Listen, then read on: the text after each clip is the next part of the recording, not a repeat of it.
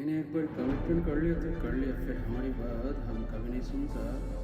সালমান খানের ভাইজানের এই কথাটা মনে পড়ে গেল। ইসরায়েলের খপ্পরে পড়ে মধ্যপ্রাচ্যে যুক্তরাষ্ট্রে ইজ্জতের ফালুদা করে দিল ডোনাল্ড ট্রাম্প।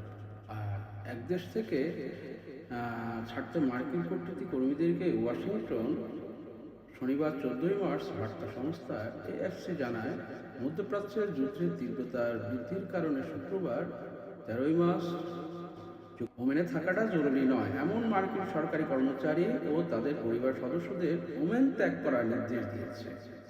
মার্কিন পররাষ্ট্র দপ্তর নতুন এক সতর্ক বার্তায় আমেরিকার নাগরিকদের নিরাপত্তাজনিত ঝুঁকি সম্পর্কে সতর্ক করেছে। সতর্ক বার্তায় আরও বলা হয়েছে, ইরান থেকে ড্রোন ও ক্ষেপণাস্ত্র হামলা ঝুঁকি এখনও বিরজ করছে এবং বাণিজ্যের বিমান চলাচল বড় ধরনের বিঘ্ন ঘটছে, যা যাত্রীদের জন্য নিরাপত্তা সমস্যার সৃষ্টি করতে পারে।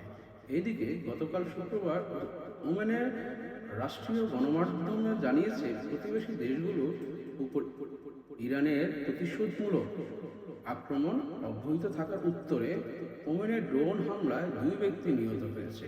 এর আগে 9 মার্চ মধ্যপ্রাচ্যে ইরান ও তার মিত্রদের সম্ভবত পাল্টা হামলায় নিরাপত্তা ঝুঁকির বিবেচনায় তুরস্ক ও সৌদি আরব থেকে আরও বেশি সংখ্যক কূটনীতিকদের তাদের পরিবারকে সরিয়ে নেওয়ার জন্য নির্দেশ দিয়েছে যুক্তরাষ্ট্র।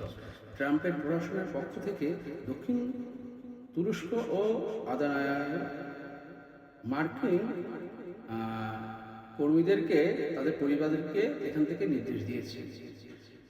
এর একদিন আগে গত রবিবার 8 মার্চ সৌদি আরবে নিযুক্ত মার্কিন কূটনীতিক মিশনের কর্মীদের জানায়, এক ধরনের নির্দেশ জারি করা হয়েছিল, উল্লেখে যে গত 2 সপ্তাহ চলমান সংঘাতে যে ইরানের দিকে বড় ধরনের প্রতিশোধমূলক হামলা আসার সতর্কমূলক ব্যবস্থা নেওয়া হয়েছে, সংশ্লিষ্ট সূত্র জানা গেছে। Ashraf Bappi, AB world news, AB social media, social activities and entertainment world.